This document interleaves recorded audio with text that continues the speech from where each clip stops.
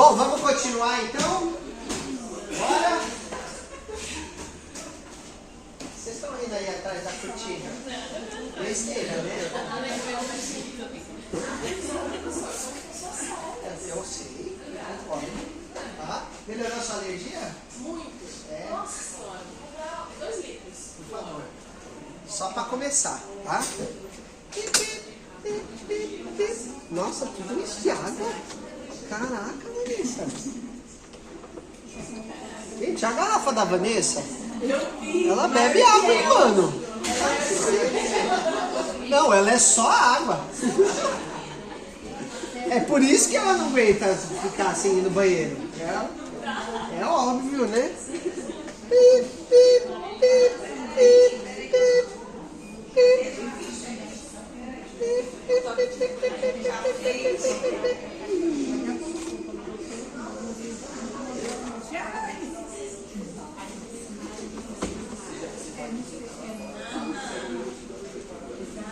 Fala, Gabi. Bem? Não, pode comer. Ó. Bebe aí. É o que? Bombom? É isso aí. Que coisa boa. Musical. Vai terminar. Cadê a frente? O que está acontecendo aí? Socorro, ela. Tem um porquinho que veio. A Peppa tá junto na sala, velho. Tá bom.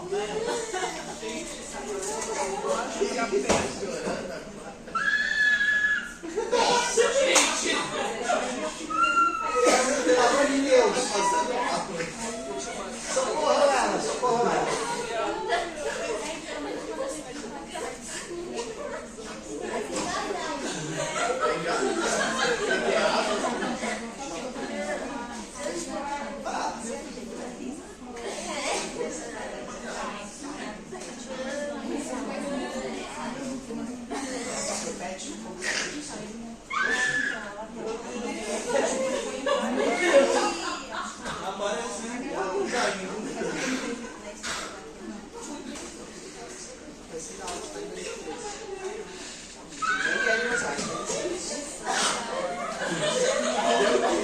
Gente, socorre ela, pelo amor de Deus.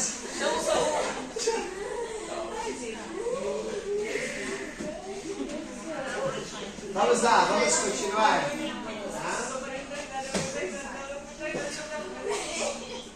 Vamos continuar então a nossa aula, tudo bem? Tá? Então nós paramos dessa ideia onde a área da saúde ela vai sofrer um gap muito grande.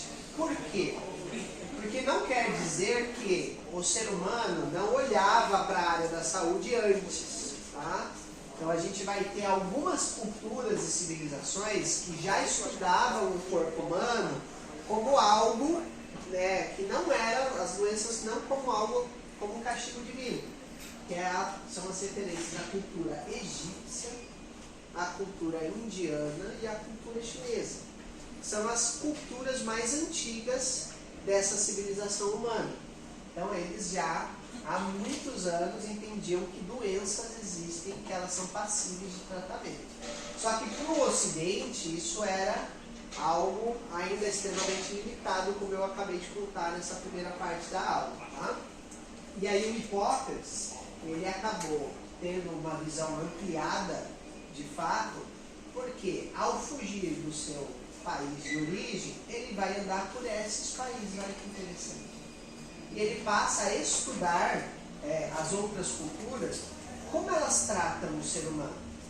E aí, quando você chega, por exemplo, no Egito, são outros tipos de deuses. Você já não vai ver mais Zeus, já é outro nome, é outra cultura. Né? E aí, para os egípcios, hábito da cultura deles de secar os mortos.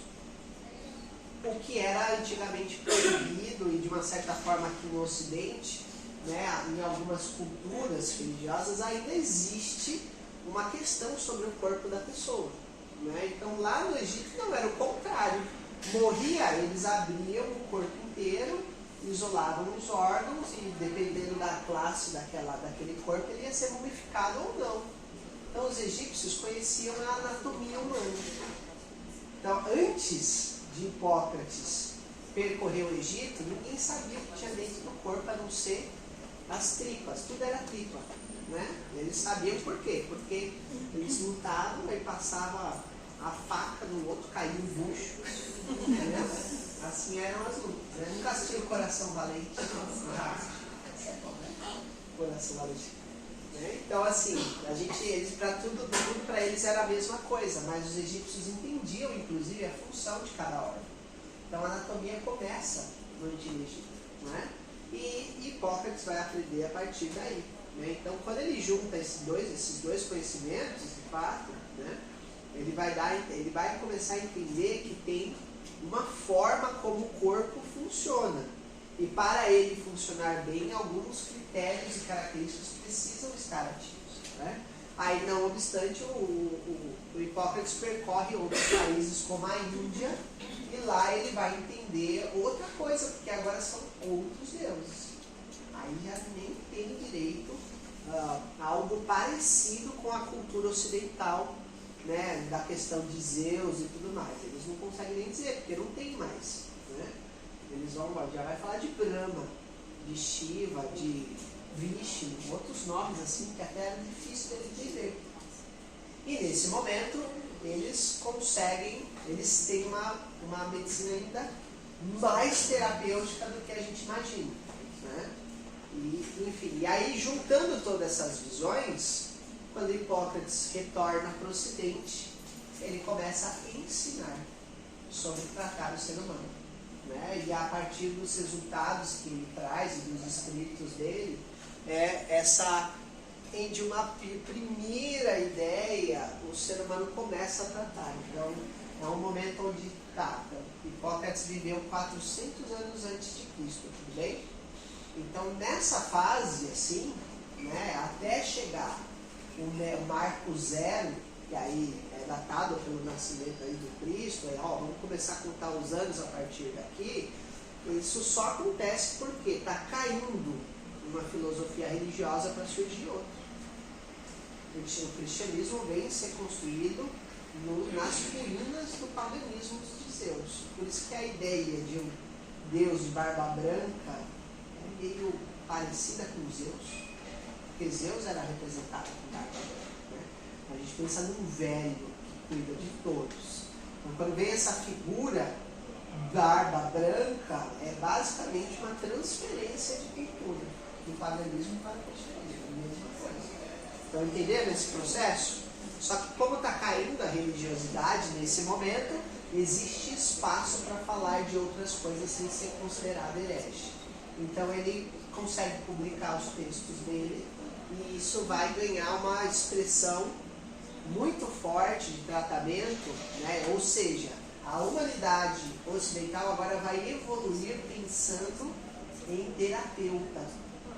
Entende? Então Hipócrates abre um caminho que até mais ou menos 1200 anos depois, a gente tem uma evolução em como tratar o ser humano. Tá? Mesmo ainda com religiosidade, tudo impedindo um pouco disso. Fala. Eu não me recordo do filme, mas acho que você assistiu. Foi baseado também em O físico. eu acho que é. Porque ele não podia fazer autópsia e ele subiu até o mais alto lá do palácio e foi punido por isso, mas ele precisava descobrir uma patologia que estava matando naquela época. Esse filme não é o físico. Não é o físico? Não, o físico vai falar do Avicena, mas vai retratar um pouco disso. Entende o drama do ser humano nesse momento? Que ele precisava estudar e ele não podia. Tá? Mas até mais ou menos 1200 anos depois de Cristo, existe um hiato onde lentamente a área da saúde se desenvolve, o conceito de patologia também. Né? Então, essa idade, tá? Deixa eu ver se vai falar aqui, ó. Vai chegar até o século XV. Tudo bem? Que aí é o desenvolvimento da fase orgânica, que a gente fala na área da saúde. Porque com esse conhecimento vindo de Hipócrates, começou a se entender que tem coisas dentro do ser humano que trabalham para a sua saúde. Coração, pulmão, rim, estômago, cada um tem sua função. Então, ó, mais ou menos até o século XV e XVI, tá? A ideia era descobrir a função desses órgãos. Demorou muito tempo, entendeu? 1500 anos para a gente saber o que o pulmão faz, por exemplo, ou como ele é, o que ele está acontecendo. E basicamente, a barreira principal era o fato de não poder violar os cadáveres.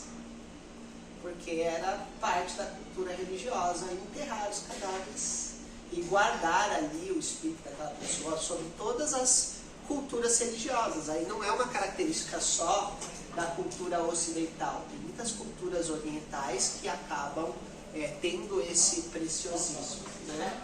Só que é um momento onde o mundo começa a trocar culturas. E aí por isso que quando entra os egípcios, né, nessa história, eles já conheciam tudo que tinha dentro do corpo, porque eles mumificavam. Todo mundo entende isso dos egípcios? Tá? Eu vou explicar só assim, se alguém não sabe, né, das múmias. A mumificação é um procedimento que é feito desde há mais de 6.000 anos antes de Cristo.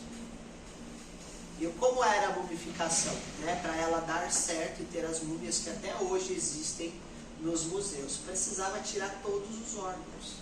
Então eles abriam com muito cuidado para não danificar o corpo e isolavam cada órgão e mumificavam cada órgão. Né? Então, claro que os órgãos, eles praticamente não existe nenhum daquela época vivo até hoje, porque eles são mais perecíveis, né? Mas eles isolavam cada órgão em caixas, em coisas diferentes, na tumba, por exemplo, do faraó. E a múmia central, que era, na verdade, um corpo oco, sem nada por dentro. Né? Porque se tivesse alguma outra coisa por dentro, aquele corpo iria deteriorar. Então eles conheciam cada órgão do corpo humano, nos seus detalhes, na sua anatomia, né? Coisas que a gente só vai estudar depois, agora aqui, ó, século XV, XVI, tá? Depois de Cristo. Tá? Por que no século XV? Então nós temos aí quase 1500 anos depois de Cristo que volta a se estudar os órgãos. Por que será? Né? Então, por quê? Porque no determinado século 13 para o 14, né? Então aqui é 15 e 16, então nós estamos falando de 1200 mais ou menos até 1500, começa um período complicado para a nossa sociedade, a Idade Média, ou chamada Idade das Trevas, né? Onde na Europa, aí sim, a igreja daquela época, na época católica, domina o mundo, o Estado. Então tudo era feito de acordo com a ideia dessa forma religiosa, em tudo na sociedade. Então essa é a idade da caça, é onde surge a caça às bruxas e todo esse rolê da Inquisição, né? Então quando a gente chega nesse momento, tudo retrocede, né, na área da saúde. Porque é um momento onde o poder religioso toma o Estado para si e as leis da civilização humana são regidas de acordo com a religião daquele momento. Tudo bem? Isso aconteceu com outras religiões também, tá, gente? Só não é tão documentado quanto foi a Idade Média. Né? E aí é onde vai ter a Inquisição, as torturas e todo o rolê que a gente conhece dos livros de história da idade chamada das trevas, tudo bem? Onde existia realmente a caça a todas as pessoas que não eram praticantes daquela fé, inclusive, né, a morte das pessoas que não acreditavam naquele tipo de religiosidade, entende? Então todo artefato, tudo aquilo que poderia simbolizar algo que não correspondesse ao poder central do momento, que era a igreja, era tido como herege e a punição para o herege era a fogueira, a morte, a tortura e essas coisas do tipo, entendeu? Então, se a pessoa tomasse chá, por exemplo, né, que era um símbolo que se referia a uma outra cultura espiritual, porque a gente passou a conseguir usar plantas através das culturas dos índios, dos indígenas, tudo bem? E aí o índio não estava muito naquela outra fé. Então, você era tido como herege e ali acabava a sua vida. Então a gente vai ter agora um hiato que para a evolução do ser humano, tá? E é só que aí vão existir as pessoas malucas, né? É nessa época que vai surgir os alquimistas. E aí esses caras eram bravos. Por quê? Porque eles tinham uma forma, né? É a partir daí que surge o que nós chamamos de ocultismo, né? Então, do século XV até o século XIX, esse é o cenário da civilização humana. Então são mais de 500 anos, né, que a igreja, naquele momento da Inquisição, dominou o mundo. É só no século XVIII, XIX que ela cai por terra. Tá? Só que desse século em diante surgem os alquimistas, que são essas pessoas, igual Hipócrates, por exemplo, que falaram, ah, beleza, eu não posso estudar isso, mas não quer dizer que eu não vou. E aí eles criavam e escreviam em códigos, por isso que é chamado de ocultismo. Aquilo que é oculto, não se pode falar. Então, em vez de ele falar assim, ó, então o sangue chega até o coração e abastece o pulmão através de oxigênio. Uma coisa normal, tudo bem? Ele escreveu da seguinte forma: e os ventos passam pelo templo dourado, e ao chegar ao templo dourado eles recebem a vida divina. Olha que bonito, né? Eles escreviam através de códigos simbólicos, né? Então, o que era esse templo dourado? O coração. Físico, tá? Não é uma coisa etérica, metafísica ou qualquer coisa. Eles precisavam escrever assim, porque se alguém desconfiasse que eles estavam tentando descobrir como o universo funciona, eles eram logos. Tá? Então, os grandes alquimistas que deixaram os textos deles, na verdade, eram grandes médicos, grandes cientistas, grandes químicos, né? A alquimia vai dar origem à química. Tá? E, na verdade, era o ser humano tentando entender o universo e entendendo que o ser humano tem o poder de manipular a vida, que a gente tem. Né? Então, isso, assim, parece esquisito, né? Mas quando uma pessoa está na UTI, tá? Ela, antes dela morrer, o médico pode deixá-la viva, inclusive, durante mais de um mês, se ele quiser, à base de medicamentos. A pessoa não morre. Só que o corpo dela chega uma hora que realmente não aguenta. Mas você entende que assim, eu era para morrer hoje, eu estou lá na UTI, eu tenho dinheiro. Eu falo para o médico, ó, você não vai parar o tratamento do meu pai, da minha mãe. E a pessoa fica lá. O corpo dela não sustenta a vida, mas ela fica à base de um ventilador mecânico, ela fica à base de medicamentos, ela fica viva. Ou o que é considerado existir, né? Pensando no que a gente falou. O corpo está lá. Está entendendo isso? Né? Então, os alquimistas, eles vão escrever. Então, a gente vai ter uma transmissão de conhecimento através do que é chamado de ocultismo.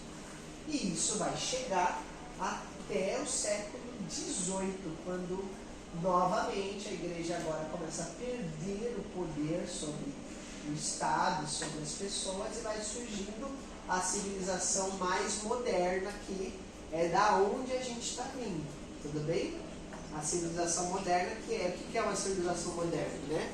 É quando você agora já tem o estudo da parte mais biológica, orgânica, entende? É quando você tem agora o ser humano conquistando a era industrial, começam as fábricas, começa o mundo mais moderno contemporâneo que a gente tem, vem do século XVIII. A tecnologia avança. E aí a tecnologia é um choque para a fé e a religiosidade de todos os tempos. Por quê? porque eu começo a ver aquilo que eu não conseguia ver. Então eu não conseguia ver o que tinha, do que era feito o meu corpo. Agora eu consigo ver, é uma célula. Ih, caraca. Então isso quer dizer que tem coisas que a gente ainda não vê, mas que existem. Mais um paradigma para a mente humana. Sim, uma célula, um micro-organismo, um micróbio. E aí a gente começa a entender que algumas doenças vêm desses micro-organismos. Então isso vai contribuindo para acontecer novamente uma transição na sociedade, onde deixa a mente irracional, né, que não é ruim de fato, para trás em alguns pontos, e a gente começa a pensar e raciocinar a partir daquilo que agora a gente consegue ver que antes não conseguia. Tá? Bom, a gente vai chegar, né, no século XVIII, mais ou menos, que é a fase da saúde tecidual. Então a gente começa a ver que o corpo humano é formado por célula. Por quê? Porque alguém inventa o microscópio. Ponto. Deixa eu ver essa coisa aqui super ampliadamente para ver o que tem lá dentro. E aí você descobre que existe vida que a gente não pode ver. Olha que louco. Que vida? Bactérias, fungos, que é tudo que a gente falou ontem, né? Protozoários, bichos e coisas do tipo. Então, o ser humano começa a ficar intrigado com aquilo que antigamente ele não via, mas agora ele vê. Ah, que louco. E ele consegue agora entender melhor o corpo humano, do que é feito a pele, do que é feito o coração, do que é feito o corpo. E aí você começa a entender que são organismos. E um organismo é uma determinada organização, né? E aí, se essa organização ela não está funcionando adequadamente, produz uma doença. Dá para entender isso? Tudo bem até aqui com a ideia de toda essa história da área da saúde? Tá? Então, até aqui é interessante da gente ver que o principal complicador para a saúde do ser humano e para o tratamento de uma outra vida era aquilo que é irracional. Muitas vezes a fé e muitas vezes a crença, que nem precisa ser uma crença religiosa, tá? Uma crença qualquer. Por exemplo, se você passar embaixo da escada, você vai ter azar. Por quê? Entendeu? Não tem porquê. Alguém falou isso aí, entendeu? E é isso aí. Tá? Não tem um porquê de verdade. A gente tenta explicar coisas que são inexplicáveis a partir de fatos inexplicáveis. Fala, Sheila. Você estava falando da escada, eu lembrei do negócio. Lá eu moro numa avenida bem importante, que era Pecuíba, né? A avenida principal. E aí tinha uma escada assim, em cima da calçada. Aí o cara tentava passar embaixo, eu fui logo atrás dele, passei, ele deu a volta. O carro veio atropelou ele. Olha lá, que azar. Ele não quis passar embaixo da escada. Por exemplo. Eu veio logo atrás dele, eu passei, ele deu a volta, o carro atropelou ele. Aí você pergunta pro cara, por que você tá na rua? Ó, tinha uma escada ali. Não passe embaixo. É perigoso. Eu não sabia se eu tinha que estar nele. Não, essa cena foi boa. Lógico. Meu neto chegou da escola chorando. Aí eu disse, que foi, Caleb? Ele falou, vó, o menino falou que gato preto dá azar. Então eu dou azar com as pessoas, então eu sou preto. Eu falei, não, isso é Então, são coisas da mente irracional, né? Por exemplo, né? Enfim, e dentre esses e tantos outros exemplos, entenderam? E por que eu gosto de explicar isso? Para a gente ver que as pessoas vivem em momentos diferentes. E não é que tipo, isso é uma coisa ruim, mas tem gente que ainda vai ter esse pensamento. Por exemplo, como o que acabou de falar, que são irracionais. Tá entendendo? É parte da mente animal. Por isso que eu comento que a mente humana ela é muito difícil de ser conquistada e alcançada, né? Mas a gente está aqui para isso, né? Então a questão Quando a gente vem agora aqui, ó, para a parte tecidual, a gente começa a pelo menos quebrar a ideia de que tudo é um castigo de uma força sobrenatural que a gente não conhece, tá? Então nisso pode se enquadrar qualquer tipo de religião, desde a religião que acredita nos espíritos, né, que estão circulando agora entre nós aqui no laboratório, ou da religião que acredita num único Deus, que acredita em vários deuses, da religião que acredita nos deuses que estão embaixo da terra, em todas as questões. Isso é uma questão da mente humana. A força sobrenatural desconhecida, ela pode causar para a nossa vida, entendeu? De todas as formas, tá? Em extraterrestres, entendeu? Nos seres do espaço, da luz, da sombra, de qualquer coisa. São forças sobrenaturais desconhecidas. E é muito mais fácil eu justificar tudo através daquilo que eu não conheço, entendeu? Tá? E isso é um limitador para um terapeuta, por exemplo. Entendendo?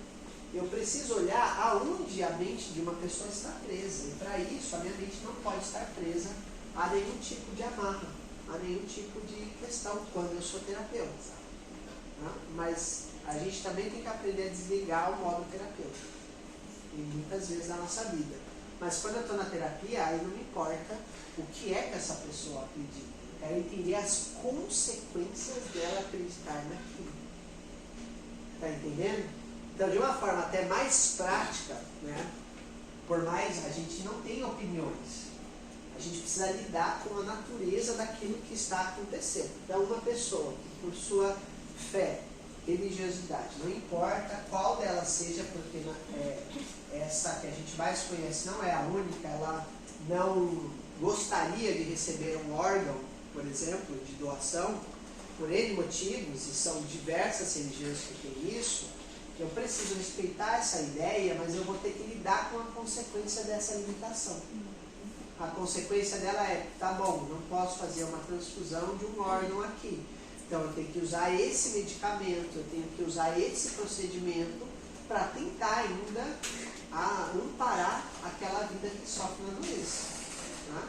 É claro que vai surgir o pensamento de que, meu Deus, por que essa pessoa não faz isso? E aí é nosso julgamento em cima daquilo, entendeu? E o nosso julgamento é tão válido quanto uma folha no meio da floresta, não muda nada. Entende? É só uma coisa que é ruim para a gente mesmo, o que a gente julga das outras pessoas. Então eu preciso entender as consequências do que a pessoa acredita para ajudar ela a se tratar daquilo. Entende? Então, basicamente é isso. Então eu preciso entender aonde está limitada a mente daquela pessoa, no sentido de, ok, então você não pode receber transfusão de sangue, eu tenho que entrar com outros recursos. Esse é o nosso papel como terapeuta. Porque no final das contas é um outro ser humano. Entende? E aí assim, a gente primeiro precisa se localizar onde nós estamos nessa história. Eu estou na história onde eu acredito que as coisas que acontecem comigo é algo da força do sobrenatural desconhecido sobre mim, os problemas que eu estou enfrentando, ou as conquistas que eu tenho também são algo dessa força sobrenatural. Você que escolhe. Essa é a real. Você pode escolher acreditar que sim ou que não, que não vai mudar muita coisa. Tá? Por quê? Porque o que importa pra gente é como você se comporta. Se você acreditar numa força que te dá força mesmo, e isso faz você, o seu comportamento conquistar as coisas que você quer, parabéns, é isso aí. Se você não acredita em qualquer coisa sobrenatural, e mesmo assim o seu comportamento faz você conquistar aquilo que você quer, bom também. Estão entendendo? Que no final das contas, o que importa? Seu comportamento. Tá? É muito fácil, por exemplo, eu explicar o inexplicável para justificar os meus problemas. Entende? Não, mas acho que ainda não está na minha hora, não. eu estou sendo preparado, por exemplo, tá? Vai ficar sendo preparado para essa vida, entendeu? Sabe? Não, eu acho que nessa oportunidade de trabalho, não, eu sabia que não era para mim, eu senti. Mas você é paciente. Talvez você já pensou que você não é bom o suficiente para essa vaga. Porque a gente acha que a gente é bom para tudo. Não, é que não era minha hora mesmo, não. Você não acha que talvez só você ainda não está preparado para essa vaga de trabalho? Que você mesmo ainda não é bom o suficiente, que você precisa estudar mais?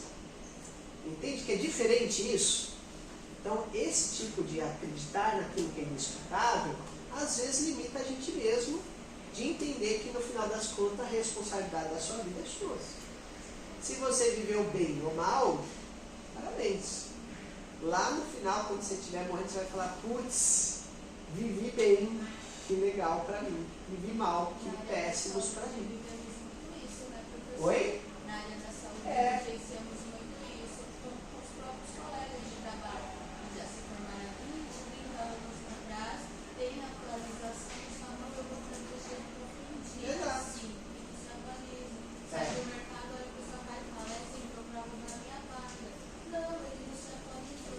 Pois é, perfeita essa colocação quando a gente fala para a área profissional, entendeu? Porque chega uma hora que a gente acostuma, entendeu? Né? E aí a gente tem esses estímulos. E tudo isso limita o ser humano e geram doenças, tá entendendo? Então essas doenças que a gente quer tratar, a gente precisa entender o processo delas, tá? Então quando eu chego nessa fase de tecidos, você entende que parece, inclusive, que é algo ofensivo à religiosidade, porque agora eu estou falando que assim, então, sabe isso que não existia, agora existe. E aí vai existir uma resistência de uma outra área quanto a esse novo estudo. Esse também é um fenômeno da mente humana, as trocas de gerações. Então, tipo assim, que a Vanessa acabou de falar, não, mas imagina, aprendi, fiz minha vida inteira esse procedimento de tirar sangue dessa forma, aí agora vem alguém falando que não é dessa forma que tem que fazer. Essas modalidades é tudo balela. E não é. Entende? É a mesma história que a gente falou. Uma hora o ovo vai ser o vilão da nossa alimentação, outra hora ele vai ser a salvação. Tudo depende do ponto de vista daquele momento.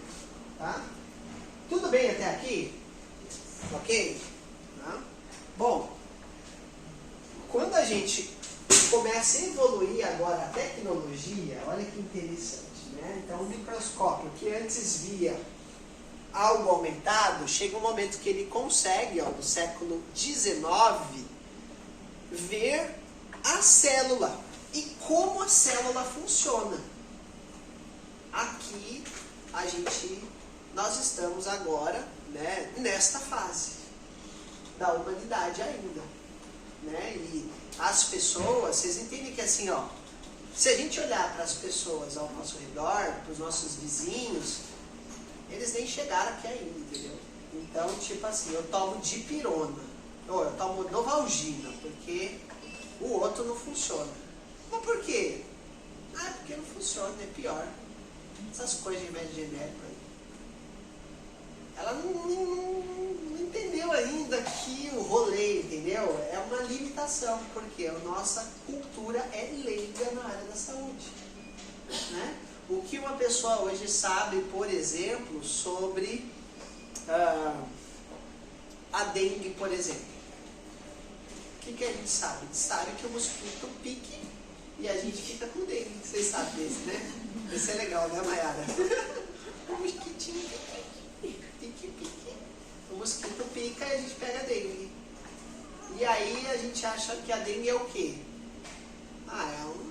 Sei lá, você tá meio mal, é uma virose, né? Mas é uma virose diferente, que pode matar, inclusive nós estamos tendo o surto de morte por dengue, né, que está chegando a ultrapassar a maior epidemia que o Brasil já teve. Entende? Mas enquanto eu não tenho dengue, enquanto eu não morro, enquanto a morte não está próximo da gente, a gente de fato assim não tem por que ficar pensando nisso. E até a gente vai escolher negligenciar esse tipo de situação. Que foi igual na Covid. Enquanto alguém próximo da gente não morreu, não existia. Entendeu? Basicamente esse é um mecanismo de defesa da nossa mente. Tá? A gente não quer, a gente vai negligenciar aquilo que por algum motivo faz com que nossas crenças sejam confrontadas. Estão entendendo? É algo que todos, o pensamento humano luta até hoje. Tá? Qualquer coisa que chega a tocar numa crença sua, por exemplo, não, para mim, dormir 6 horas por dia tá bom. Não, para mim dormir 8 tá bom. É uma crença nas duas ocasiões. Tá entendendo? Né? Tem uma parábola boa dessa, né? Que é interessante da gente analisar o que de fato é uma crença, sabe? É um filósofo que fala uma parábola dessa, não lembro o nome, tá? Por isso eu vou parafrasear, né? E ele discute a existência de vida extraterrestre. Fica mais legal quando te põe ET no meio. Porque a gente gosta de falar de ET, né, Maiara? Maiara, fala pra mim, você acredita em ET? Eu acredito. Lógico que ela tem cara de uma pessoa que acredita em ET, tá? Se ela não for. Eu acho que eu não. Começamos por aí, entendeu? Quem não acredita? Fala sério, gente, que medo de falar que não acredita em ET, tá? Todo mundo acredita. Mas assim, esse autor ele discorre da seguinte forma, tá? Tanto as pessoas que acreditam ou que não acreditam, elas estão baseando o seu pensamento em uma crença, e a crença é falha. Por quê? Porque você tem duas possibilidades, tudo bem? Ou existe ou não existe. Então, um dos lados está certo. Eu vou provar que existe. Todo mundo assistiu o filme ele na bicicleta apontando o dedinho. Por exemplo, tá? Todo mundo daqui é muita gente, tá? Você assistiu esse, Maiara? Então tá bom. Quem é a pessoa mais nova da classe? É a Bia. Bia, você assistiu o ET? Um pouquinho. Entendeu? Ela já não sabe o que é isso. Então não existe. sei. Você sabe, né? Claro que sabe. Tá ótimo, ótimo. Beleza. Ela sabe também, né? A internet está aí para isso, né? É filme, professor? É um filme. Nunca assisti. É um filme antigo também, tá? Acho que também não é da sua idade. A Ana Carolina assistiu. Eu assisti também, Ana Carolina. Tá? É assim, é que passava muito na sessão da tarde. Na sessão da tarde não, no cinema e tal. Porque. Não, era da SBT isso. Sessão da tarde. Cinema em casa. Não tinha Sessão da tarde era Globo. Tá vendo? É diferente, gente. É igual Coca-Cola e Pepsi. É igual, essa é a treta, SBT e Globo. Qual que você gosta? Bom, seguindo adiante, porque isso também é um paradigma da nossa sociedade, da mente humana, os opostos, então ele diz o seguinte: só tem um desses dois cientistas está certo. Por quê? Porque ou existe ou não existe. Tudo bem? Não tem um meio termo. Não existe. Existe, mas não muito. Não tem isso, entendeu? Mesma coisa do meio grávida. Exatamente. Não, eu acho que eu tô meio chagrada, mais ou menos. Mais ou menos aí, entendeu? Tá? Então, não tem o meio grávida, não tem. Então, os dois cientistas vão encontrar razões racionais, né, para justificar de fato a vida em um outro planeta. E um deles está certo. Porque ou existe ou não existe. Só que ambos nunca foram para outro planeta para conseguir ter a consciência daquela vida extraterrestre. Como chegar nesse fundamento do ET? Oi? Como chegar nesse fundamento do ET? Alguém deve ter visto alguma coisa? Pois é, olha que engraçado. Alguma coisa, alguém viu e criou esse filme. Como se aquilo fosse verdade. E as pessoas que cresceram vendo esse filme, o que elas esperavam que ia acontecer? quando elas vissem um extraterrestre? Ia ser o ET que tem um dedão. Entendeu? E isso vira uma verdade. Será que é um? É um sinal, hein? ET! Casa! Ele está dizendo que ele vai liberar vocês agora. Casa, ele falou casa, é liberar. Casa! Entra aí! Eu só vou pegar a chave. Vai lá. Aqui, Pega aí. Pega aí. ó. Essa era a minha aula, entendeu? Estávamos falando do filme ET. Você assistiu? Assistiu? Lógico, né? Quantas vezes, né? Quantas vezes? E aí ele era pequeno também. Pequeno? Mentira. Mentira, gente. Mentira. Quantos Quase anos? 60 anos de idade vai falar que assistiu quando era pequeno. Não, vai chegar nos 50 ainda. É. Quase 50. Quase 50. Só vamos ver se deu certo o teste biológico. Vai lá. Mas ele falou que ia liberar vocês, vamos falar. Eu vou. Homem. Bom, então, nesse caso das duas possibilidades, você encontra infinitas justificativas por dois cientistas, provando que existe e provando que não existe. E os dois falam como se essas duas coisas fossem verdade. O cientista que não acredita, ele realmente fala aquilo como se fosse uma verdade absoluta. E o que acredita, fala também como uma verdade absoluta. Só que nos dois casos, ninguém foi no outro planeta para ver de verdade. Tem que dar um pulinho ali. Ninguém foi até hoje. Foi um robô lá. Entendeu? Que está lá em Marte e tudo mais, né? O robô da NASA, sei lá, caramba e tal. Mas ninguém foi lá para ver. Então as duas teorias são baseadas em crenças. E elas, inclusive, um deles está certo e o outro está errado. Né? Falou. Tchau. Tá? Uma delas está certa e está errada. Mas vocês entendem que a partir dessas duas crenças surgem uma complexidade de pensamentos e inclusive pessoas fiéis a essas crenças, só que uma está errada. E elas estão lutando para falar que a outra está certa, que a sua está certa e que a outra está errada. Mas no final das contas, ninguém foi no outro planeta. E as pessoas passam vidas e vidas, a humanidade passa vidas e vidas lutando para provar aquilo que não tem ainda uma forma de você comprovar. Não tem como se comprovar a vida fora do planeta. Às vezes, para você tem, porque o ET desceu no seu apartamento e te abduziu. Aí tudo bem. Mas é só você que teve essa experiência, entendeu? Às vezes você só bebeu uma vodka. Assim. Às vezes não, às vezes ele apareceu para você. Igual a grávida do Boto, né? O Boto era muito bom, né? Ai, foi o Boto. Ai, que bom que foi o Boto, não foi o marido da outra que te engravidou, né? Tipo, lógico que foi o Boto, imagina, estava na floresta ali, de repente eu vi o Boto, ele virou um homem, né? Ele ficou maravilhado, é óbvio, né? Mas tudo bem, estão entendendo essa ideia? São pensamentos da mente humana. Então as crenças, elas vão limitando. Então, nós estamos atualmente ainda mais ou menos aqui, ó, nessa fase celular. Por quê? Porque o que as pessoas achavam que era a gripe antigamente? Uma maldição ou um castigo de Deus. E hoje, o que a gente acha que é a gripe? Uma bactéria, um vírus, por exemplo. Entende? Então, a gente chegou num ponto de pensamento humano que a gente consegue entender coisas que antes eram inexplicáveis, tudo bem?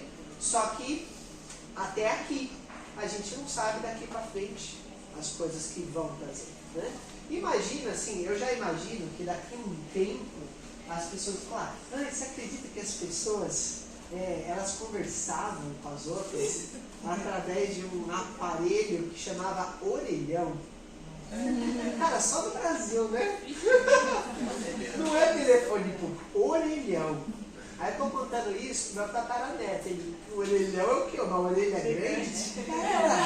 Era uma orelha grande, entendeu? Sabe? Tem um meme que esses dias eu vi um vídeo, o pessoal falando do dinheiro. A pessoa foi pagar o outro dinheiro e falou assim, que é isso? chamar o gerente, tudo. Sim. Aí ninguém conhece a célula. Ninguém conhece nada, céu. Pagando papel. Papel. É. Aí pegar, não, você tem que pagar. Ela, não, eu tô pagando. É de mim. Dinheiro. Não, vai ser assim. Vai ser assim. Já é assim. Já é de certa forma, né? Mas vai ser igual aquele filme do Justin Timberlake lá. Do tempo, né? Esse filme é bom. Esse filme é uma boa reflexão de vida, né? Mas tudo bem, entenderam esses limitadores, sabe? Então, na área da saúde, não existe espaço para crença. Entende? Por quê? Porque ela vai trazer a irracionalidade para uma doença. E a todas as doenças existem as suas expressões que devem e podem ser tratadas de várias e diversas formas. É o que a gente vai estudar aqui. Então, para a nossa área, entender aonde a pessoa está parada aqui na evolução da mente humana é muito importante. Porque quando uma pessoa chega para mim e ela fala, não, eu não acredito em micróbios. Sabe? Ela não acredita em bactérias, essas coisas. Ela fala, não, imagina, eu cresci na rua comendo terra. É comum. Isso é muito comum. Não existe. Oi? Não estou vendo, não existe. Não estou vendo, não existe. Imagina, isso é tudo frescura.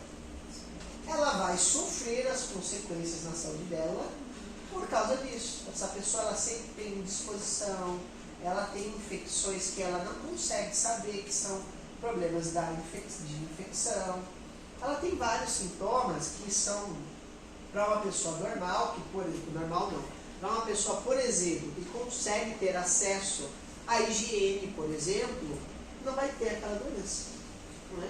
A gente não saltou de uma expectativa de vida de 40 anos para 70 do nada, gente. Nem pela vontade das forças sobrenaturais. A gente descobriu a penicilina, o antibiótico. É isso. Isso foi o primeiro fator que fez a nossa expectativa de vida ocidental dobrar. Porque você pegava uma gripe, você morria. Você cortava o dedo, desenvolvia tétano, você morria. E aí, a partir do momento que existe o antibiótico, pronto. A gente não morre mais por infecções comuns. Então não foi do nada. Cada vez um time fala assim, antes não tinha tanta doença. É, lógico que não. Moço, Antes de descobrir. É real, entende? Então, não é do nada, entendeu? A gente vive hoje 70 anos porque a gente descobriu que se você cozinhar a comida, você evita muitas doenças. Então isso é, inclusive, a história da evolução da espécie humana. Antes disso, como seres primitivos, existem alguns marcos. O primeiro marco que diferencia, olha que interessante, o animal Homo sapiens dos outros animais é que uma hora a gente percebeu que a gente precisava comer. Esse é o primeiro pensamento que surge a partir da observação do ser humano. Como animais, entendeu? A gente descobriu que amanhã eu preciso comer, senão eu morro. Olha que louco. E alguns animais sabem disso. Por exemplo, as formigas. Elas estocam comida. Só que a gente, como mamífero, foi o primeiro e único até hoje animal que entendeu que, caraca, amanhã também eu vou precisar comer.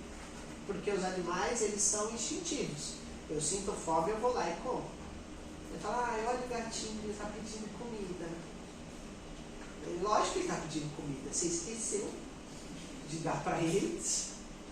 Ele está lá miando, gritando com você, correndo de lado para lá. Ele quer brincar, ele quer comer. Você vai próximo do negocinho de cuidar dele, vira um bicho correndo porque ele acha que você vai colocar. Ele sabe que você coloca, mas ele não sabe que daqui 2 horas ele vai ter fome. A gente descobriu isso. E a partir disso o ser humano falou, então se eu vou ter que comer, por que eu não posso estocar comida? E aí começa a história da logística e planejamento. Bom, vou comer essa carne aqui, já vou fatiar, vou tentar fazer uma forma de guardar ela, porque daqui para frente eu preciso comer. Os animais não. Eles não sabem, por isso eles não conseguem sobreviver assim como ser humano e criar uma civilização. O outro marco foi cozinhar. Quando a gente começou a cozinhar as coisas que a gente comia, a metade da expectativa humana dobrou. A gente vivia cerca de 10 a 15 anos, só que droga, como seres humanos. Né? O corpo se desenvolvia mais rápido, muito mais rápido. Né? Então, uma pessoa atingia, um bicho humano, atingia a sua idade adulta com 9 anos, igual um gato ou um cachorro, por exemplo, por causa da comida. Aí a gente começou a cozinhar. Aí a expectativa de vida do humano foi lá para 30, 40 anos.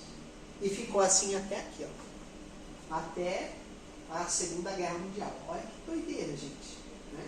Claro que tinham pessoas que viviam mais, pessoas que viviam menos, mas não era a humanidade em geral. Hoje não. Hoje, assim, a gente tem como maioria, por exemplo, no Brasil, uma expectativa de vida de 68, 69 anos, que é muita coisa, comparado às épocas antigas, sabe? Tudo bem isso? Beleza? Até aqui? Né? Mas você acredita no ETs? Nunca saberemos. Nunca saberemos. Maiara. Por que vocês acham que ela chama Maiara Thalita?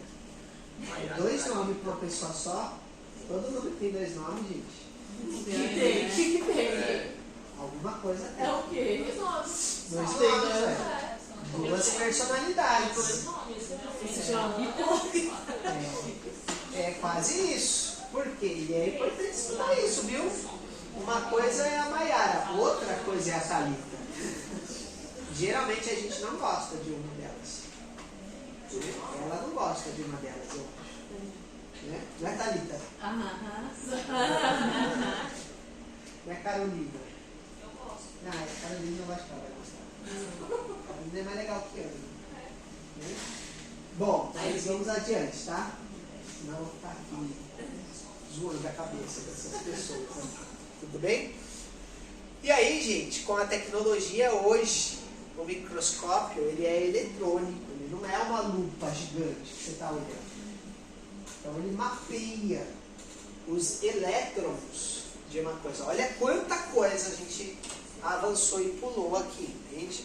Então quando eu venho agora para entender a fase que a gente chama de ultracelular, é o momento que o ser humano ele conhece o átomo, que é a menor partícula humana. E o átomo, ele basicamente é feito de partículas que formam tudo bem? Então assim, o que a gente aprende na escola sobre o átomo? Vamos perguntar para alguém que acabou de sair da escola agora. O que é o átomo? Ai, meu Deus! Né? Isabela, o que é o átomo? Vai, você sabe. Ela não tem cara inteligente, gente? Pelo amor de Deus, o átomo. Né? A Maera, ela baixou o olho assim, ó. Não, eu não sei mesmo. Ele entrou em contato visual comigo agora, para ele não me chamar, sabe? Isso acontece quando a gente é aluno. O professor vai fazer uma pergunta para todo mundo. Eu tô aqui. Eu tô aqui, invisível. Saca? Isso foi invisível. Tá? Bom, o átomo, vamos lá, eu vou falar para vocês, tudo bem? Eu sei que vocês lembram, é normal, de boa. Tá? Só tem vergonha de falar, né? O átomo é a menor partícula de toda a matéria. Não é? Viu? Também caiu pequeno. Oi? Também caiu muito pequeno. É algo pequeno. Então, se eu pegar qualquer matéria no universo e cortar ela em várias coisas, assim, tirar qual que é a última coisa que eu consigo tocar disso daqui, a gente vai encontrar um átomo, certo? E esse a gente viu, falamos até de tabela periódica. Não foi? Olha as nossas aulas. Olha isso, que já começou. O quê? Se a gente cortar a Chile, olha isso. Olha isso, velho, Se a gente cortar a Chile e moer ela até a última partícula que a gente consegue pegar extremamente microscópica, a gente encontra o átomo, certo? E aí a gente vai ver o átomo. Peraí. tá? A gente vai ver o átomo, olha só, como um formato, como esse formato aqui.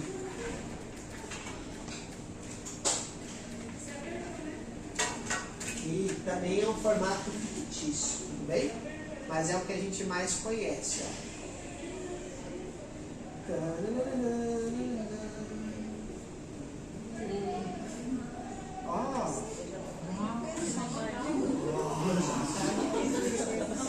Certo, ó. Todo mundo lembra disso aqui agora? Ok. Oi? O que você acabou de falar? Sim, é verdade. Tá vendo? Tá assistindo hoje, tá? Então estamos vendo aqui o átomo, certo? Então, esse é um desenho ilustrativo, obviamente, né? Ele não tem esse formato, mas é para explicar que o átomo, na verdade, ele é uma partícula que ele tem um núcleo e que ao redor dele movimentam-se outras partículas. Tudo bem? Essas partículas a gente chama de elétrons e elas estão circulando o átomo, elas não estão paradinhas assim. Elas estão se movimentando para tudo quanto é lado. Tá? E dependendo da pessoa, se ela é muito caótica, elas ficam assim, ó, igual barata tonta. Tá entendendo? O que vocês estão rindo? Adivinha de quem? Qualquer relação a baratas agora. Você nem quer saber o que eu tô falando. Não, deixa. Então, senão, ó, então são os elétrons. Quando você fosse da barata tonta, olha aí a Chile. Olha aí. Caramba, tá? Os elétrons, o que eles são? Eles são cargas elétricas. São negativas, tudo bem? Então o elétron que está rodando o núcleo atômico são cargas elétricas. Então por isso ele chama elétron. Olha, nossa senhora, faz sentido, né? Caramba, foi batendo agora. São cargas que têm uma polaridade negativa. Ele está se movimentando, tá? E aí eu pergunto para vocês, é possível segurar a eletricidade? Segurar. Palpar ela. Só se for super choque. Já sabemos que você assistia no almoço, né? Pratão de arroz, feijão e linguiça, tá ligado? Antes de ir ou depois de voltar para a escola, né? Então, é possível segurar a eletricidade? Se eu colocar aqui, ó, um monte de eletricidade, eu posso andar em cima dela? Não, né? Não dá, gente. Não dá. Você já subiu em cima do raio elétrico? E aquele negócio que falou que coloca a mão assim, as coisas? Não, mas aí é outra coisa. Oi? Tudo bem. Mas eu vou falar disso depois. Mas você pode andar sobre a eletricidade? Mas o carro elétrico sim. O carro elétrico. O carro elétrico sim, você anda sobre a eletricidade. Muito bem, tá? Mas agora visualize, tá? Não está errado, tá tudo certo, inclusive, tá? Agora, vamos pensar na eletricidade que está correndo dentro do carro elétrico. Está sentado em cima do banco, tudo bem? Não dá, né? Eu nunca subi num relâmpago, por exemplo. Nunca peguei um relâmpago. Tudo bem? Vocês já viram uma casa cheia de eletricidade? Também não, né? Então, se um relâmpago cair aqui, eu colocar a mão, eu vou bater a mão e vai doer? Não dá. Entende? Mas por que eu estou perguntando isso? Por quê? Porque uma carga elétrica é uma das partes que forma o átomo que forma a cadeira que vocês estão sentados. Vamos chegar lá. Tá? Estamos chegando lá. Então, beleza. Então, uma parte do átomo que forma a matéria que todos vocês estão sentados agora, chamada cadeira, não é possível palpar. Não é cadeira. Mocho! Tá certo. Desculpa. Errei. Tá certo vocês fazerem isso, viu? Se a China escuta falando cadeira, ela fica doida. Ai. Bom, então, uma parte do que forma a matéria que vocês estão sentados não é palpável como matéria. Porque é um elétron que está circulando nos prótons e os nêutrons. Ok? Então, beleza, tá bom. Entendemos, professor. Pode ir adiante. Certo? Pode ser adiante, Laís? Posso. Então, beleza. Os átomos, os elétrons estão circulando o núcleo atômico. E o núcleo atômico, agora sim, é formado por prótons e nêutrons, que são também partículas elétricas de polaridade positiva. Se eu pegar um próton, eu consigo segurar ele? Ih, caceta, não. Não consigo segurar o próton e nem o nêutron. Tá? E a gente vai parar por aqui, porque existem outras partículas aqui dentro. Tudo bem? Então, ao longo da evolução da tecnologia humana, nós vamos conseguindo entrar dentro e olhar mais fisicamente, ou olhar com a tecnologia, o que é, o que forma todas as coisas. Então, eu estou sentado, vocês estão sentados agora, e eu estou de pé sobre o que nós chamamos de matéria, que é o mocho, que você pode palpar. Só que a matéria é formada por átomo, e o átomo é formado por cargas elétricas, que não podem ser palpadas.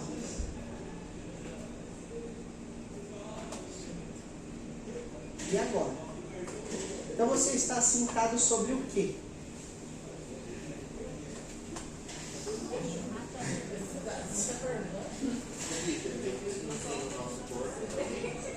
Nosso corpo inteiro é formado disso. Então, mas no final das contas, o átomo é o quê? É algo que não é palpável. Mas ele se transforma em algo palpável, em matéria.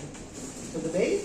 Juntei vários átomos, nós temos uma molécula, várias moléculas nós temos uma célula, várias células nós temos um tecido, vários tecidos nós temos um órgão, vários órgãos nós temos um sistema, vários sistemas temos um corpo humano.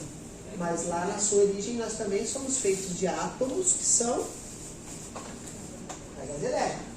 Tudo bem? Mas deve haver alguma coisa aqui que pode ser palpável.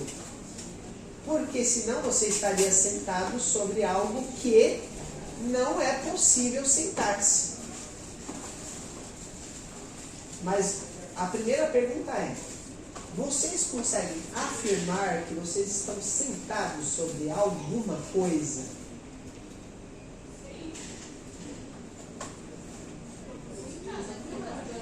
Sim. Então, sim, podemos afirmar, porque é um fato. Ninguém aqui está deitado.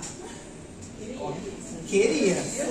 Diz Gabriela aqui na frente. Queria. A gente queria. Eu também queria. Também gostaria, Gabriela. Tudo bem, mas estamos sentados. É um fato observável. Tá? Só que estamos sentados sobre algo que é sólido. Sim. Tá? Mas o que é sólido é formado por algo que não é sólido. Isso. Claro que complicou. Essa aula é para isso.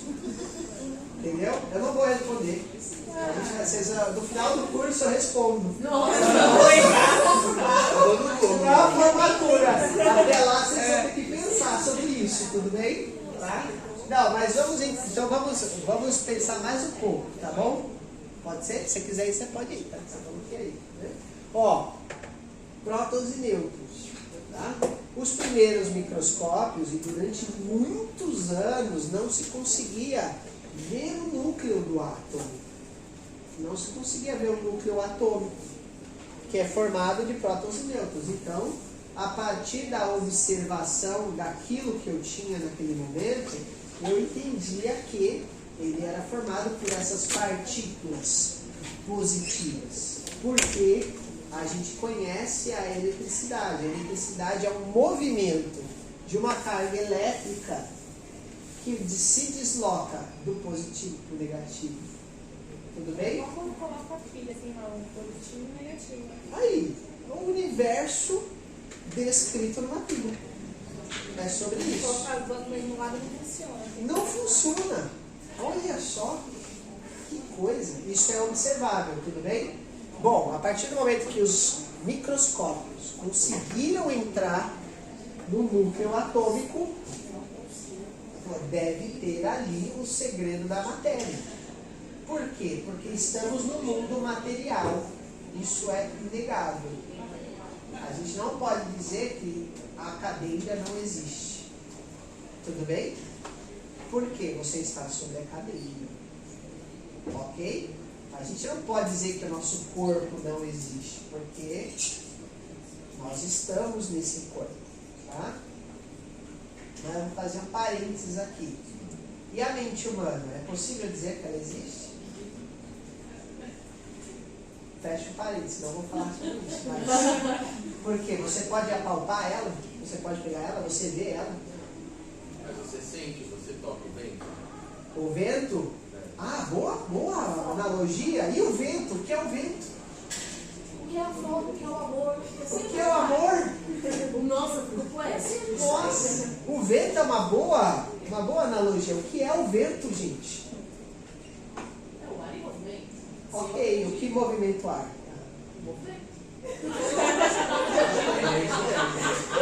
Porque o que eu sinto no vento é o ar se translocando no meu corpo, beleza? Porque o ar são partículas de nitrogênio, de oxigênio, e ao se movimentar, ela bate no meu corpo e ativa a minha sensibilidade. Mas o que movimenta o vento? Aí pode pesquisar no Google, pode... Que energia? Do ventilador. E o que movimenta o ventilador? Tá? Não, mas tudo bem, entenderam o conceito? Que assim, às vezes a gente... O que é o vento? Pode procurar na ciência o que é o vento, aí vocês me respondem. É a rotação do...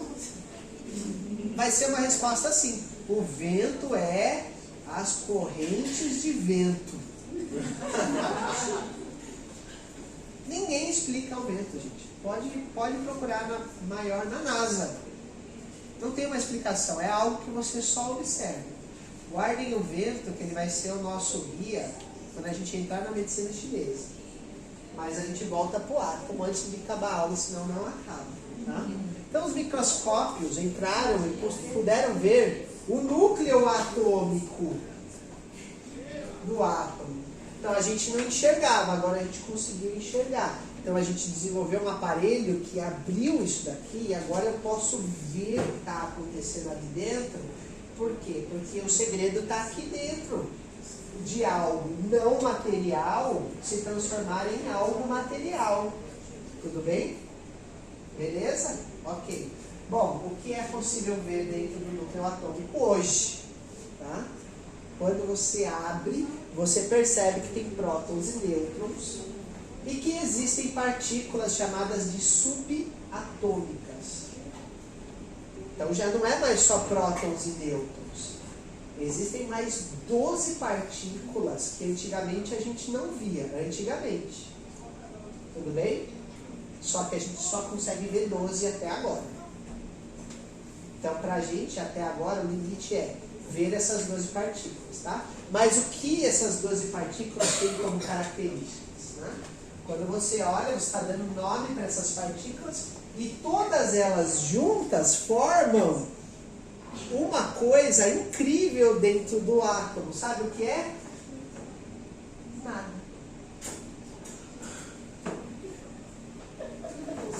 Nada. Não tem nada aqui dentro. Não tem nada. Tem um vazio. Não tem nada dentro do átomo. Não tem nada. É um espaço vazio. Assim como o espaço. Nada, não tem nada aqui dentro. Não tem nada palpável. Está entendendo? Eles conseguem ver, ou a gente consegue ver, uma nuvem. É o quê?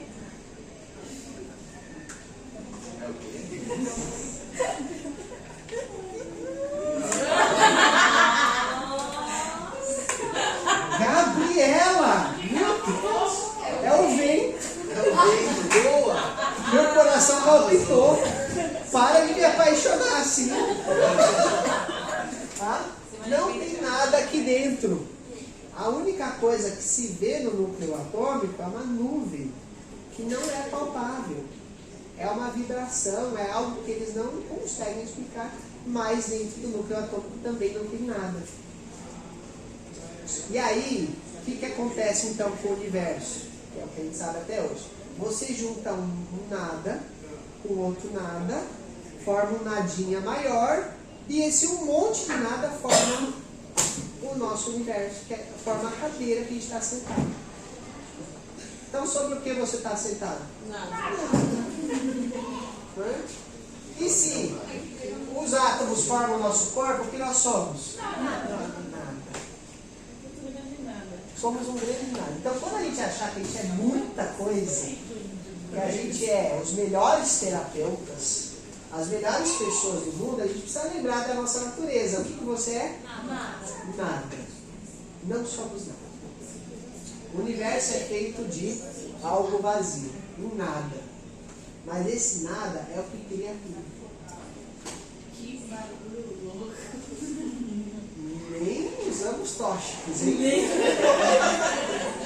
Para chegar a essa conclusão ainda, entendeu? Mas, cientificamente, o nosso universo, ele não é um nada. Você pode palpar. Tá entendendo? É. Segunda semana do curso, como estamos? Louco, não aguento mais. O nosso mundo, ele é formado por algo que não é palpável. Tá entendendo? Então, isso é uma concepção, ou seja, é um tipo de ideia que a gente precisa estabelecer justamente para entender como o átomo funciona. Porque o átomo vira uma célula vira um órgão e um órgão vira um corpo humano. Sabe? E a partir do momento que a gente entende essa realidade do que a gente sabe agora, tudo o resto que é construído são aplicações da mente humana tentando explicar o inexplicável. Uma hora, talvez, a gente vai conseguir olhar o que tem mais coisa aí pra dentro. Né? Mas, como a Gabriela falou muito bem, gente. Tá? O que tem aqui dentro, Gabriela? O vento. E o que é o vento que disseram aí, doutora Laís? É o movimento. Ah, peraí, então tem alguma coisa diferente aqui. Há algo que eu posso observar no núcleo atômico. O que eu posso observar no núcleo atômico? Um movimento. Então o universo, para ele existir, ele precisa de um movimento. O átomo, para existir, é de fato um movimento, que a gente não sabe como que é, mas é a partir do movimento que se forma todas as coisas. O átomo nunca está parado. Aí começamos a primeira reflexão importante disso. Então esta cadeira, por exemplo, para ela se manter no estado que é uma cadeira, ela está se movimentando. Todos os átomos estão em movimento. Nós, então, estamos em movimento. O ar está em movimento, ou seja, tudo para existir está em movimento. Aquilo que para, morre. A morte é o que então? O cessar do movimento. Dá para entender isso? É quando o movimento para. E quando o movimento para, parou. Acabou. Não tem um próximo movimento. E ela é muito importante por causa disso.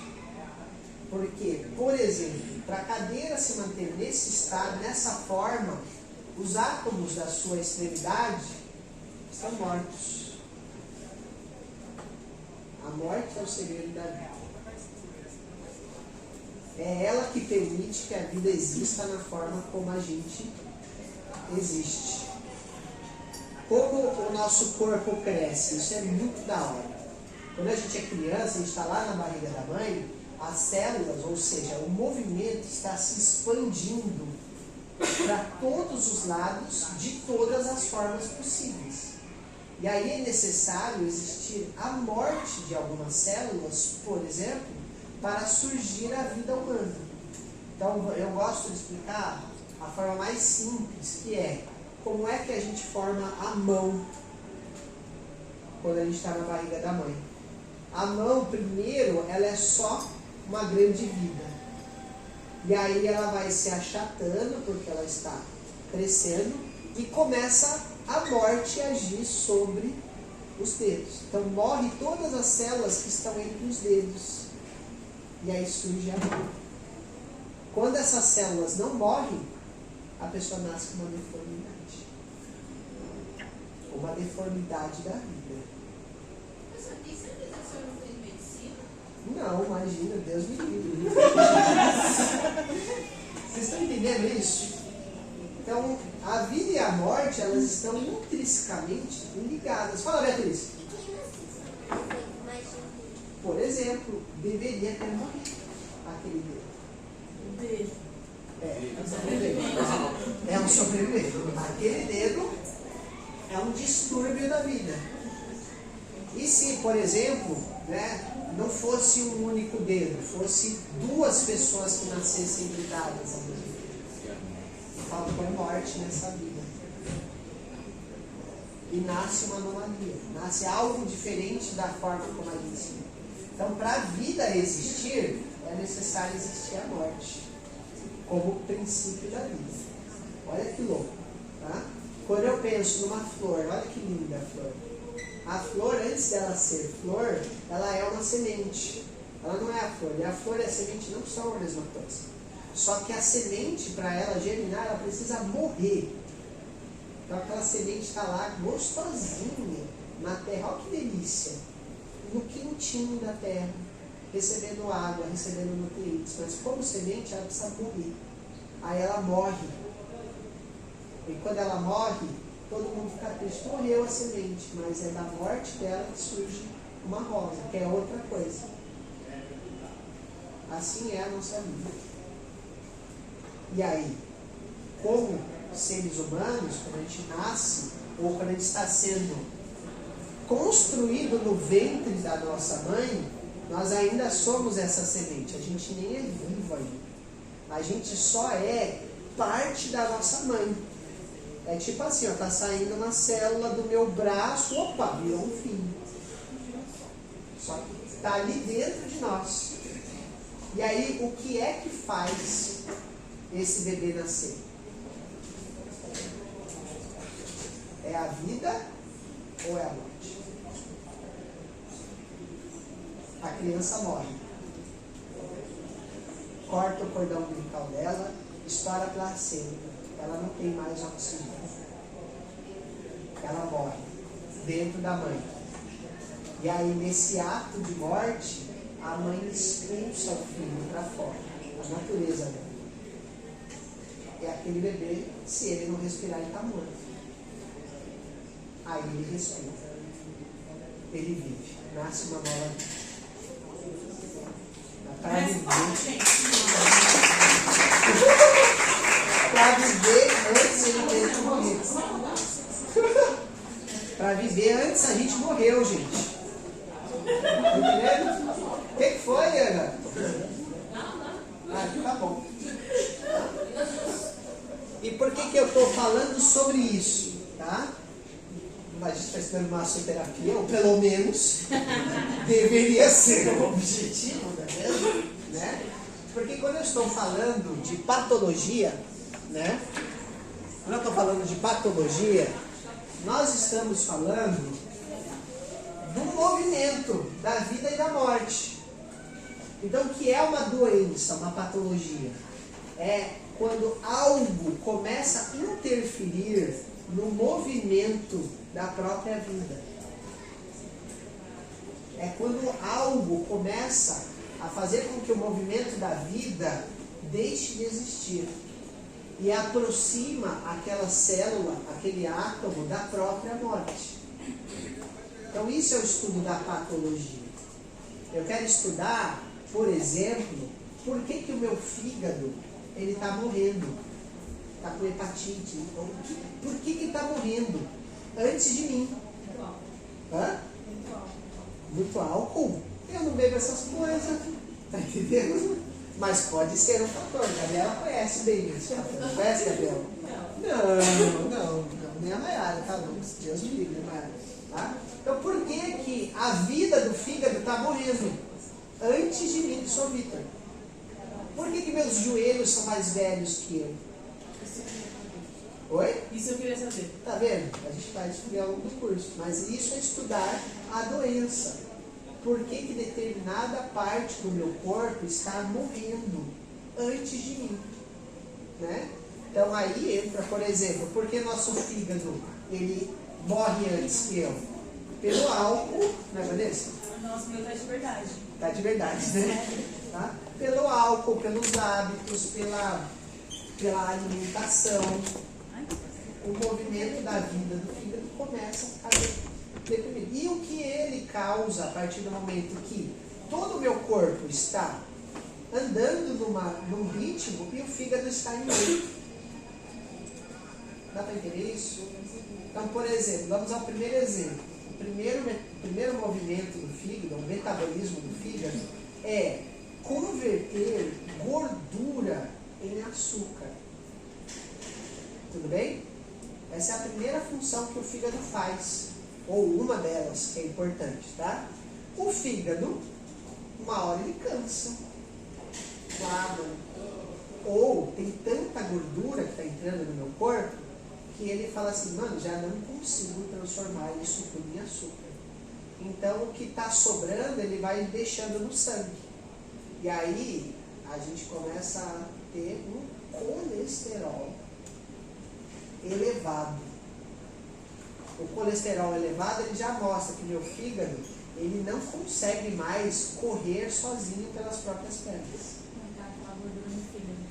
E aí vai acumulando gordura, está entendendo?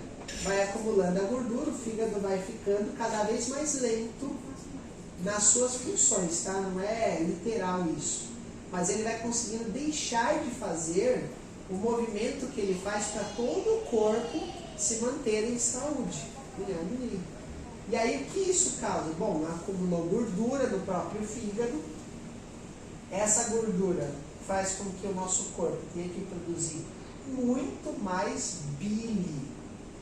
O sangue fica viscoso, na textura de um Danone. É fácil entender isso. Gosta de Danone? Lógico, né? Gostava. Imagina, nunca deixaram de gostar. Tá? Sabe como é que... Oi? Então, você faltou pergunta. Tá? Nem sei porquê, mas se ela falar, está falando. Tá? O sangue começa a ficar viscoso, gente. Então, por exemplo, qual é a força que o meu coração precisa fazer para empurrar água e para empurrar Danone? Dá para entender isso? O coração precisa de muito mais esforço para empurrar o sangue na viscosidade do Danone. Então, a consequência de parar o movimento do fígado começa a afetar o coração. E aí o coração precisa assim, caraca, tá pesado isso aqui, bicho. Sabe? É o filho que está crescendo e ainda quer ficar no colo da mãe. Então, ele antigamente era 3 quilinhos, agora é 10. Porque a mãe tá assim, ó. É o mesmo filho. É o mesmo filho, mas o peso é infinitamente maior. E aí o braço vai cansando, a musculatura do coração vai cansando. E isso a longo prazo começa a afetar o movimento do coração. Nossa, que sincronizado. Pode entrar. Não é nada. Tá? Então, começa a afetar o movimento do coração. Então o movimento do coração começa a ficar debilitado. Ele vai parando nesse sentido, entende? E aí a gente vai entender movimento como as funções dele. Então, e aí, quando o coração começa a ficar cansado, o que começa a surgir? Pressão alta, a má circulação, porque ele não tem força para empurrar o sangue no corpo inteiro. Estão entendendo? Isso é o estudo da patologia. Entende? É estudar os movimentos que a vida faz no nosso corpo, ou que ela está começando a deixar de fazer. Então não existe nada que seja uma coisa extrafísica que aumenta ou que para a vida no meu corpo. Existe o que está acontecendo ali naquela hora, nesse monte de nada que somos nós. E aí a gente vai estudar isso para quê? Para justamente saber que eu posso, por exemplo, acelerar o movimento de alguma parte do corpo de outra pessoa? Posso. Claro que posso. Tem várias técnicas para isso. Por exemplo, faço massagem, aumento o movimento da circulação sanguínea. Opa! Se eu, de fora, estou aumentando o movimento da circulação sanguínea, será que o coração dessa pessoa fica com menos sobrecarga? Sim. Eu também acho. Por que fica menos sobrecarga do coração? Quem pode me ajudar? Chega, não consegue chegar até o coração e causa insuficiência? Porque o coração é que tem que empurrar o sangue, certo? Isso! O coração está empurrando 10 quilos, eu chego lá e empurro 5. Ele, opa, valeu, hein? Você está empurrando 5, metade aqui comigo. Então eu influencio no movimento do coração. E no caso do sangue estar grosso? Então, eu ajudo ainda mais. Entendeu? Ele estar grosso que dá sobrecarga no coração.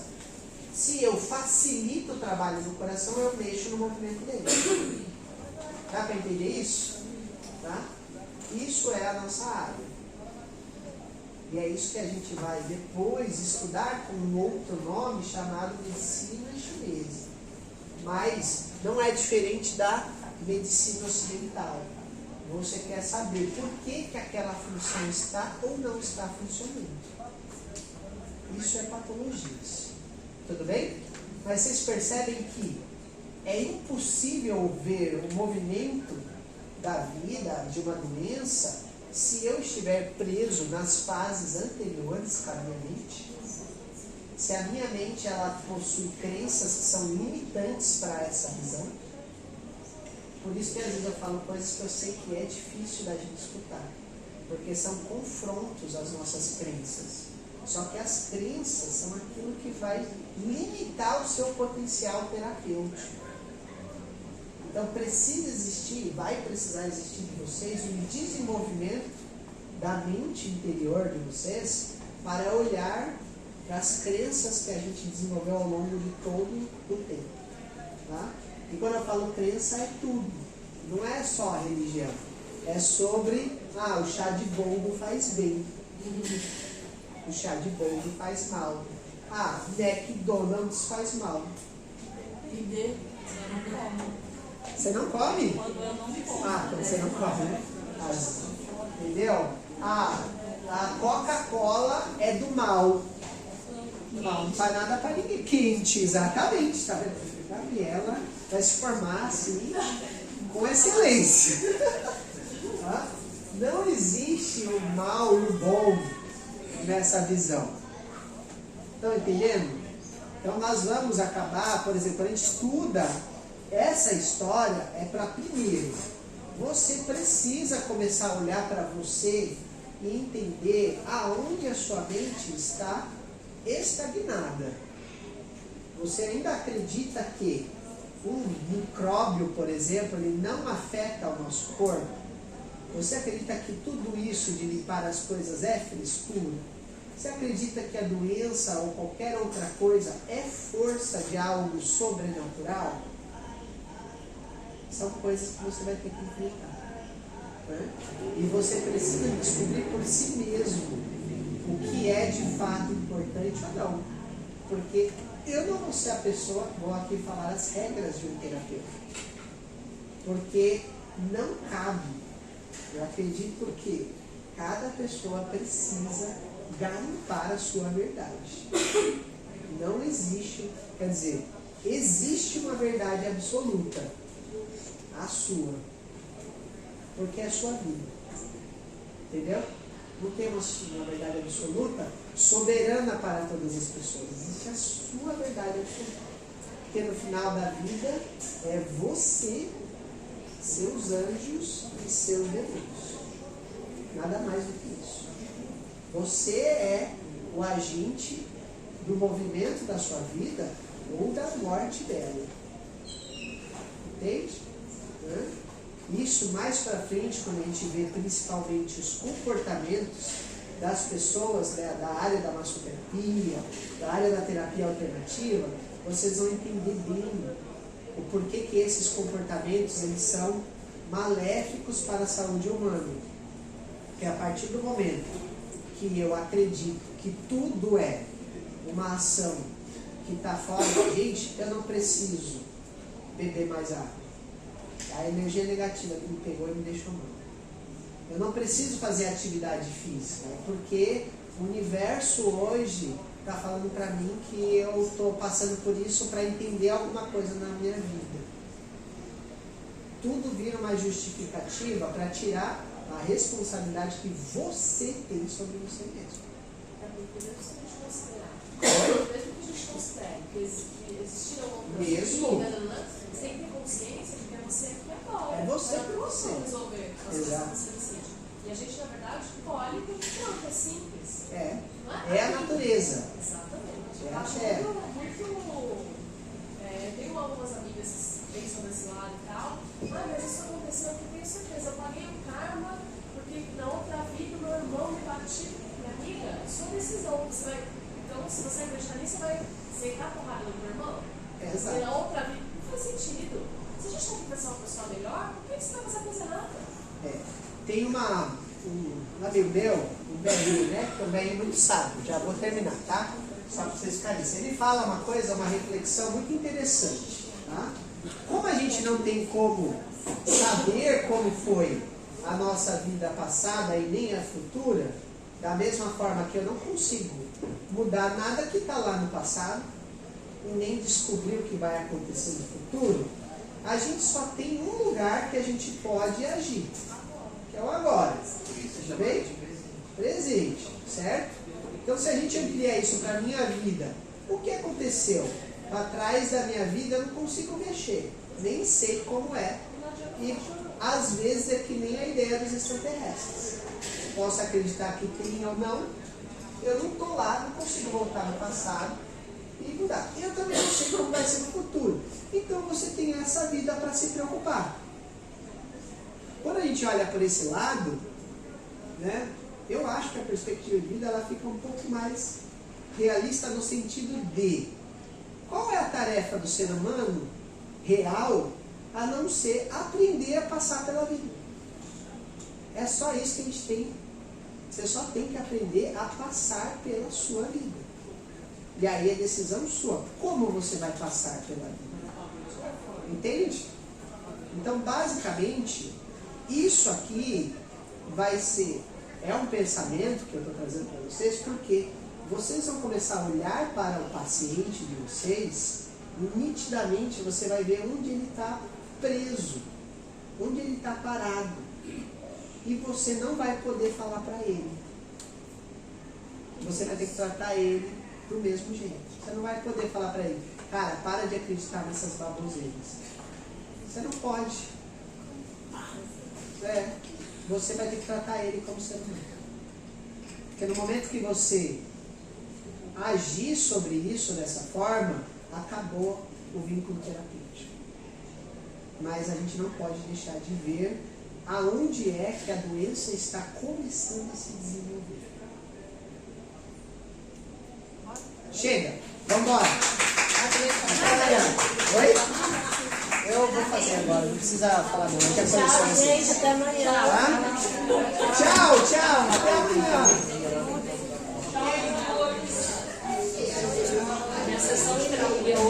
CDT vai ser só sobre o Vitor. Tchau. Até amanhã.